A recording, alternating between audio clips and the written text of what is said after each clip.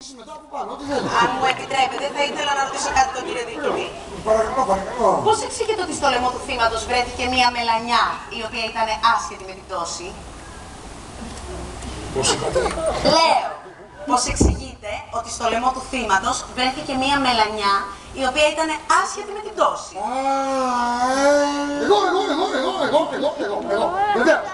Βεβαίως. Η μελανιά ήταν άσχετη διότι η πτώση ήταν αιτιατική. Θέλω να πω, η μελανιά προήλθε από το κεδιτά. Νομίζω ότι δεν είναι πια ώρες να κρύβουμε από τη Δεσποινίδα ορισμένα πράγματα.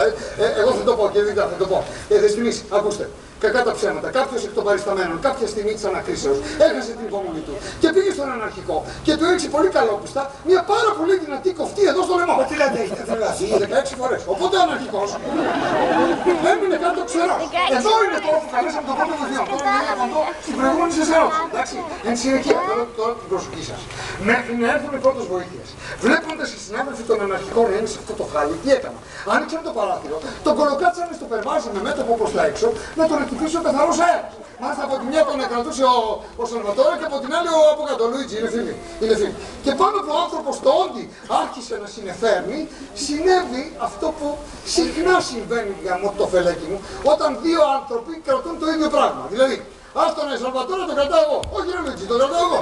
Όχι το κρατάω εγώ, όχι το κρατάς εσύ. Κάποια στιγμή δεν συνοδήκαν τα παιδιά, δεν είναι και τα πρώτα μέρα. Τον εσύ νομίζω ότι το λέμε για καλό αυτό.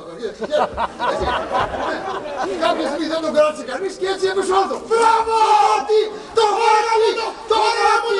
Το γράτη ρε ηλίθεια! Συγγνώμη! Είσαι μαλάκα! Όλο το πράγμα αν δεν βρει το μάτι δεν συνεχίζω. Ειλικρινά σας θαυμάζω που καταψήφισαν την εξήγηση. Ωστόσο... Το βρήκες λέει! Όχι τι χρώμα είναι! Σαν το άλλο!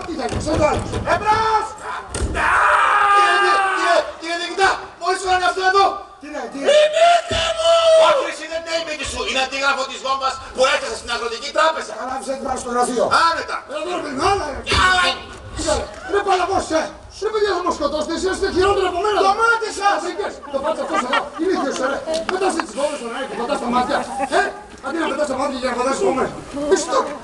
Στη φίλες! Από την μέρα γρήγορα! Συγγνώμη, αλλά εμένα φυσιογνωμία σας, εγώ φαίνεται γνωστή! Ναι, είναι που έχουμε και δυο από ένα μάτι! Να σας συστήσω ο υπασχετόμος Μπερτάτσο, ο κύριος Μάρκο Παντσιπιτσίνη του Επιστημονικού Τμήματος της Άλλης Κλιματολογικής Υπηρεσίας. Ποιος Πιτσίνη κύριε Δικτά, το ξέρω εγώ το Πιτσίνη! Και βέβαια δεν το ξέρω! Μάλιστα και εσύ κύριε Δικτά, από το πρωί τα χτυπάει! Ψέματα κύριε Διοικητά, πώς άρχισε πρώτος μου ήρθε μια πορδί! Τι πορδί ρε! Γεια! Άμα να παίξετε να πάτε στην αυλή! Μιλάμε σοβαρά με την κοπέλα!